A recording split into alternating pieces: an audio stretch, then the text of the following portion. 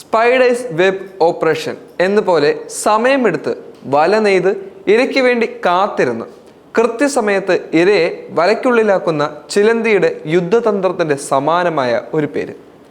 റാഡറുകളുടെയും പ്രതിരോധ സംവിധാനങ്ങളുടെയും നിഷ്പ്രഭമാക്കി സൈനിക വ്യോമതാവളങ്ങൾ തകർത്ത യുക്രൈൻ ഡ്രോൺ ആക്രമണം റഷ്യയെ ഞെട്ടിച്ചിരിക്കുക. 1.5 വർഷം നീണ്ട തയ്യാറെടുപ്പിനൊടുവിലാണ് റഷ്യൻ മണ്ണിൽ വൻ നാശം വിതച്ച് യുക്രൈൻ ഓപ്പറേഷൻ നടന്നിരിക്കുന്നത്. ഫസ്റ്റ് പേഴ്സൺ വ്യൂ ഡ്രോണുകൾ ഉപയോഗിച്ച് 41 റഷ്യൻ യുദ്ധവിമാനങ്ങൾ തകർത്തുവെന്നാണ് റിപ്പോർട്ടുകൾ പുറത്തു വന്നിരിക്കുന്നത്. യുക്രൈന്റെ ഈ മിന്നൽ ഡ്രോൺ ആക്രമണത്തിൽ റഷ്യക്ക് സംഭവിച്ച നാശനഷ്ടം ഏകദേശം $700 കോടി അനൗദ്യോഗിക കണക്ക് റിപ്പോർട്ടുകൾ വന്നു. ഈ പൂർണ്ണ യുദ്ധം പൊട്ടിപ്പുറപ്പെട്ടാൽ അമേരിക്കയുടെയും യൂറോപ്പിന്റെയും ആണവായുധങ്ങളെ നശിപ്പിക്കാൻ ലക്ഷ്യമിട്ട് റഷ്യ രൂപകൽപ്പന ചെയ്ത ഡൂംസ്ഡേ ബോംബറുകൾ ആണ് ഡ്രോൺ ആക്രമണത്തിൽ തകർത്തതെന്നും വാർത്താ ഏജൻസികൾ റിപ്പോർട്ട് ചെയ്തിട്ടുണ്ട്.